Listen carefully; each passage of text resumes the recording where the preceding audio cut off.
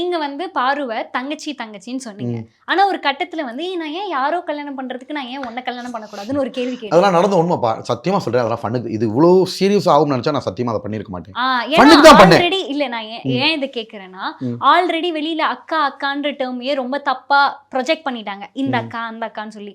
இப்ப நீங்க தங்கச்சின்னு சொல்லும்போது என்னடா இவரும் இப்படி சொல்றாருன்ற மாதிரி ஒரு இல்லப்பா, நான் தப்பான இன்டென்ஷன்ல சத்தியமா சொல்லல. உள்ளுக்குள்ள நான் விளையாட்டா தான் சொன்னேன், ஃபன்னுக்காக தான் நான் சொன்னேன்.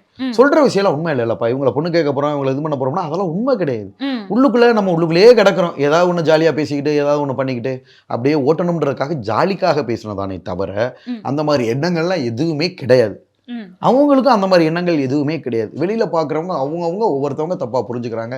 இதை யாரும் பெருசா அப்படி வெளியில தப்பா புரிஞ்சுக்கிட்டாங்கன்னா கண்டிப்பா அதுக்கு நான் மன்னிப்பு கேட்டுக்கிறேன்.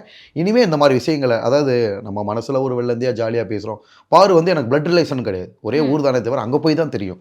ஸோ எல்லாரும் என்ன பண்ணுவாங்கப்பா, நம்மளோட 2 வருஷம் 3 வருஷம் சீனியர்னா அண்ணன் தான் கூப்பிடுவாங்க. ஓகேவா? ஸோ அப்படி கூப்பிட்டா தான் அண்ணன்றது.